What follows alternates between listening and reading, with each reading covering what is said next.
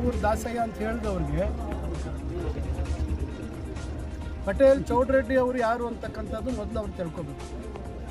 ಪಟೇಲ್ ಚೌಡರೆಡ್ಡಿ ಅವ್ರ ಮಗ MC ಆಂಜನೇಯ ರೆಡ್ಡಿ ಅವರು ಯಾರು ಅಂತಕ್ಕಂಥದ್ದನ್ನು ತಿಳ್ಕೊಬೇಕು. ಅವ್ರ ಮಗ ಚೌಡರೆಡ್ಡಿ ಅವರು ಯಾರು ಅಂತಕ್ಕಂಥದ್ದು ತಿಳ್ಕೊಬೇಕು. ಚೌಡರೆಡ್ಡಿ ಅವರಿಗೆ 3 ಜನ ಮಕ್ಕಳು. ನಮ್ಮ ಅಕ್ಕ ಅವರಿದ್ದಾರೆ ದೊಡ್ಡವರು, ಅದಾದ ನಂತರ MC ಬಾಲಾಜಿ ಅವರು, ಅದಾದ ನಂತರ ನಾನು. ಇದು ತಿಳುವಳಿಕೆ ಇಲ್ದಿರ ಯಾವ ಊರು ದಾಸಯ್ಯ ಅಂತ ಮಾತಾಡಿದ್ರು. ಇವರು ಯಾವ ಊರು ದಾಸಯ್ಯ? ಇವ್ರ ತಂದೆ ಅವ್ರದ್ದು ಯಾವ ಊರು? ಇವ್ರು ಶ್ರೀಮತಿ ಅವ್ರದ್ದು ಯಾವ ಊರು? ಇವರು ಯಾವುದೋ ಊರಿಂದ ಬಂದು ಇಲ್ಲಿ ರಾಜಕೀಯ ನೆಲೆ ಹುಡ್ಕೋಬೇಕು ಅಂತ ಬಂದಿರ್ತಕ್ಕಂಥವ್ರು 2 ಬಾರಿ ಶಾಸಕರಾಗಿದ್ದಾರೆ. ಅದನ್ನು ನಾವು ಅಲ್ಲಿಗಳಿಕ್ಕಾಗೋದಿಲ್ಲ. ಶಾಸಕರಾಗಿದ್ದಾರೆ, ಅದು ಅವಧಿ ಮುಗಿದಿದೆ.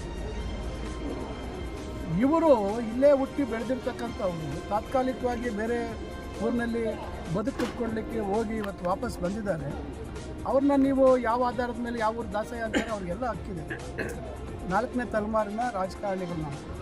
ನಮ್ಮ ಮುತ್ತಾತ, ನಮ್ಮ ತಾತ, ನಮ್ಮಪ್ಪ, ನಾವು.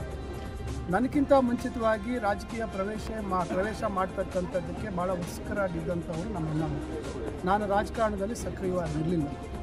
ಅವರು ವೃತ್ತಿಯನ್ನು ನಾನು ಮುಂದುವರಿಸ್ತೀನಿ ಅಂಥೇಳಿ ಅವರು ಬೆಂಗಳೂರಿಂದ ಅವರು ಹೈದರಾಬಾದ್ಗೆ ಹೋದ ನಂತರ ನನ್ನ ಮೇಲೆ ಒತ್ತಡ ಹಾಕಿ ನಮ್ಮ ಭಾಗದ ಮುಖಂಡರು ನನ್ನೆಲ್ಲ ರಾಜಕಾರಣಕ್ಕೆ ಕರ್ಕೊಂಡ್ಬಂದರು. ಅದರಿಂದ ನನಗಿಂತ ಮುಂಚಿತವಾಗಿ ರಾಜಕಾರಣದ ಪಟ್ಟುಗಳನ್ನು ಕರಗತ ಮಾಡ್ಕೊಂಡಿದ್ದಂಥವ್ರು ನಮ್ಮ ಅಣ್ಣ ಅವರು. ಅದರಿಂದ ಅವ್ರಿಗೆ ಇವೆಲ್ಲ ಮಾಹಿತಿ ಇಲ್ಲ. ಯಾಕಂದರೆ ಅವರು ಕೇವಲ 10-15 ವರ್ಷ 10-13-14 ವರ್ಷಗಳ ಹಿಂದೆ ಇಲ್ಲಿ ಬಂದಂಥವರು.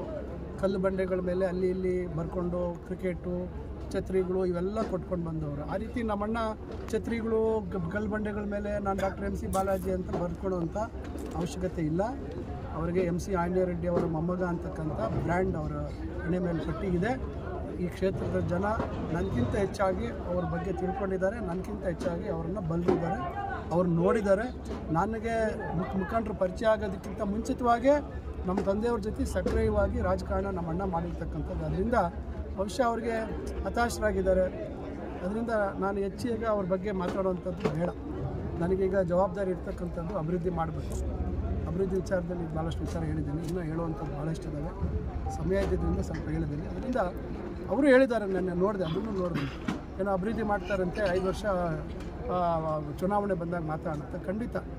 ಖಂಡಿತ ಚುನಾವಣೆ ಸಂದರ್ಭದಲ್ಲಿ ಅವರು 10 ವರ್ಷಗಳಲ್ಲಿ ಏನು ಮಾಡಿದ್ದಾರೆ ಪಟ್ಟಿ ಕೊಡಲಿ. ನಾನು ಹಿಂದೆ ಮಾಡಿರುವಂಥದ್ದು ಪಟ್ಟಿಯನ್ನು ಕೊಡೋದಿಲ್ಲ. ಈ 5 ವರ್ಷದಲ್ಲಿ ನಾನು ಮಾಡಿರುವಂಥ ಪಟ್ಟಿ ಮುಂದೆ ಇಡ್ತೀನಿ.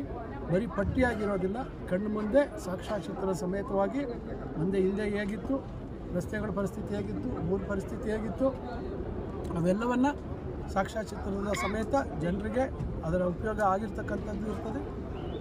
ಕೆಲಸಗಳು ಪೂರ್ಣ ಮಾಡ್ತಕ್ಕಂಥ ಕೆಲಸವನ್ನು ಮಾಡ್ತೇವೆ. ಅವತ್ತು ಬೇಕಾದ್ರೆ ಚರ್ಚೆ ಮಾಡೋಣ, ತೊಂದರೆ ಇಲ್ಲ.